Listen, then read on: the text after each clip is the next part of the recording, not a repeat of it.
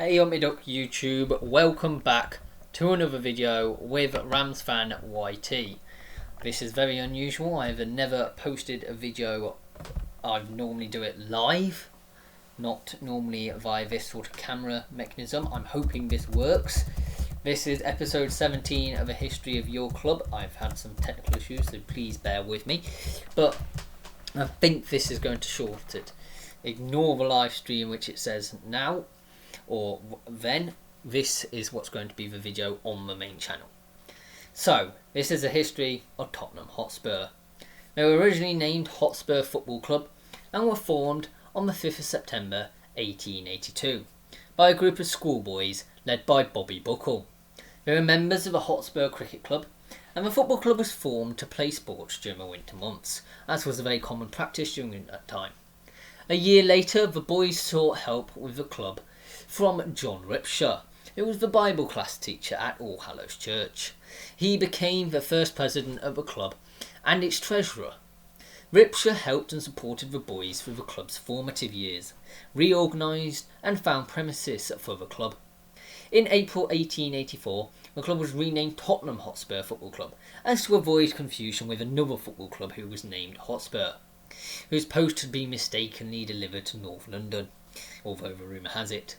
Nicknames for the club include Spurs and Lily Whites. Initially, the boys played games between themselves and friendly matches against other clubs, as was very common at the time. The first recorded match took place on the 30th of September 1882 against a local side who were named the Radicals. Tottenham Hotspur, or Hotspur as it was then, lost 2-0. The team entered their first cup competition in the London Association Cup, and they won 5-2 in their first competitive match on the 17th of October 1885 against the company's works team called St. Albans. The club's fixtures began to attract interest of the local community, and attendances at its home matches increased. In 1892 they played for the first time in a league. This was the short-lived Southern Alliance. The club turned professional on the 20th of December 1895, and in the summer of 1896 they were admitted to the Division 1 of the Southern League. On the 2nd of March 1898, the club also became a limited company of Tottenham Hotspur Football and Athletic Company. Soon afterwards, Frank Brettle became the first ever manager of Spurs, and he signed John Cameron, who took over as player manager when Brettle left a year later.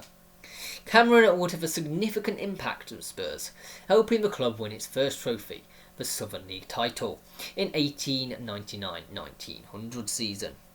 The following year, Spurs won the 1901 FA Cup by beating Sheffield United 3-1 in a replay of the final, after the first game ended in a 2-2 draw.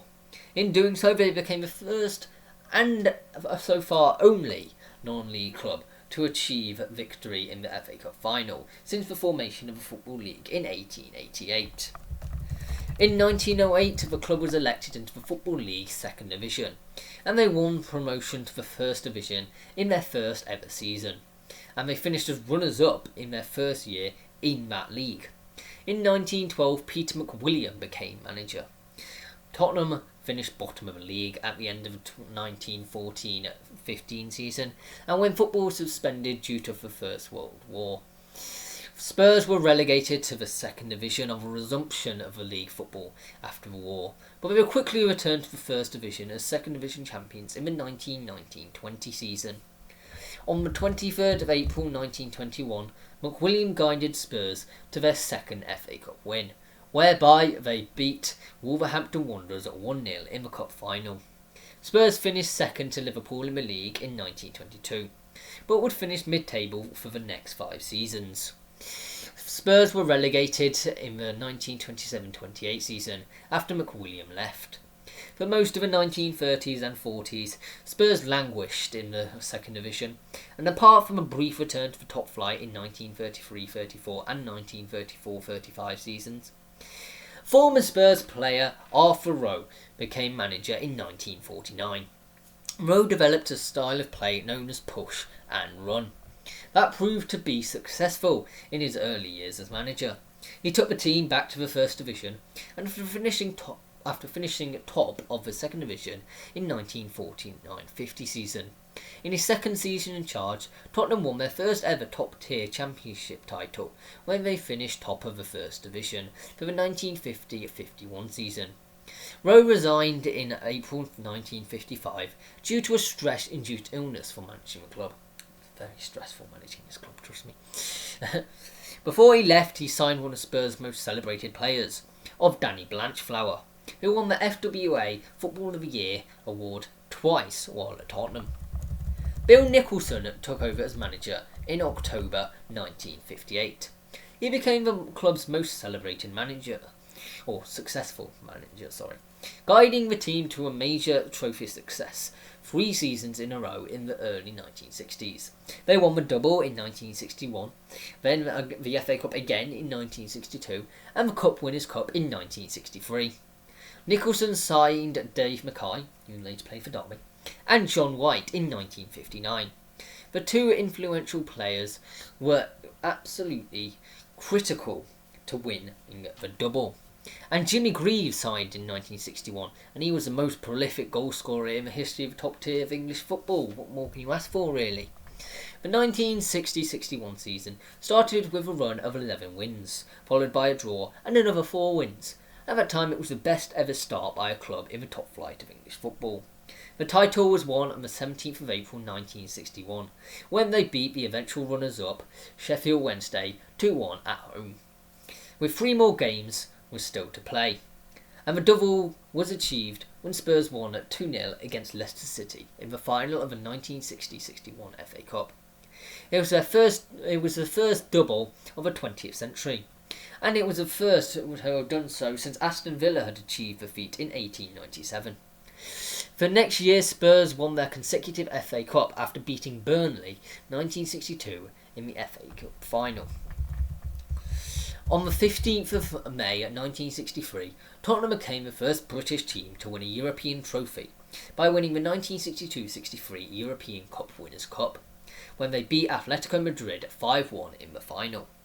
Spurs also became the first British team to win 2 different European trophies when they won the 1971-72 UEFA Cup with a rebuilt team that included Martin Chivers, Pat Jennings and Steve Perryman.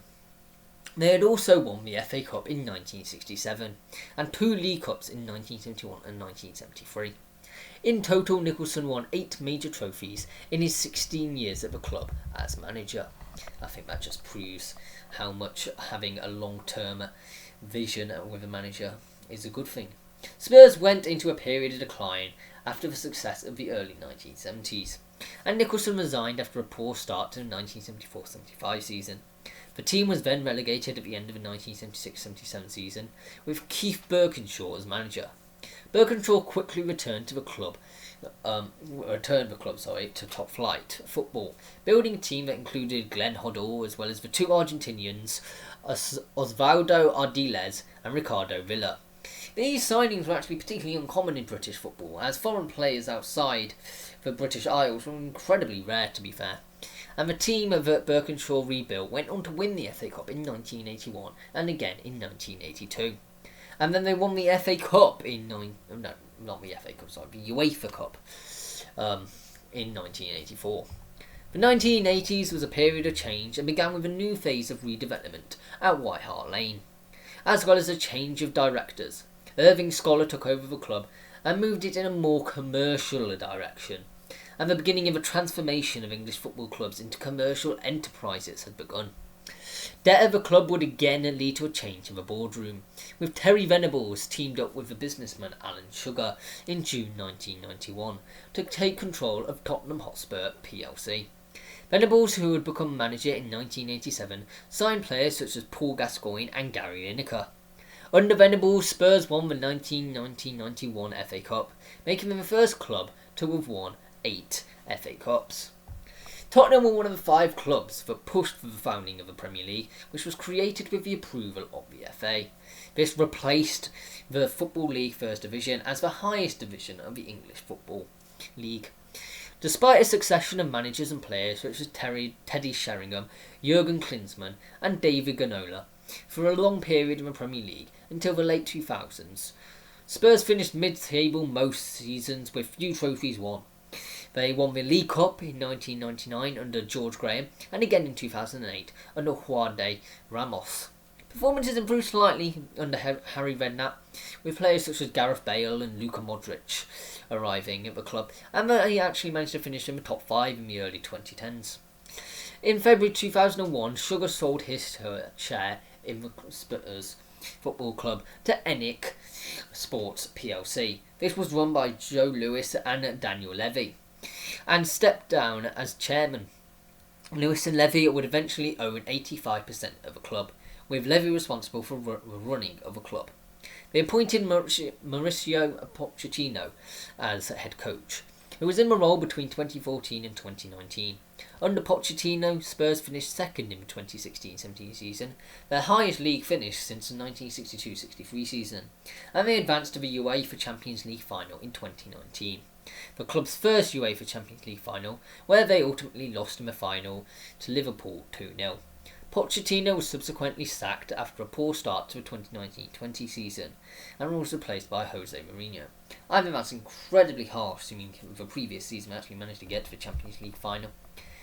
So if I can figure out how to get this on the YouTube, then it will be good. I hope you all enjoyed. For coming up, I have the best winter transfer of the Premier League. That's if you could have made one. No, Chelsea didn't. And then after this will be West Bromwich Albion and the history thereby of that club. So, I hope you enjoyed very much.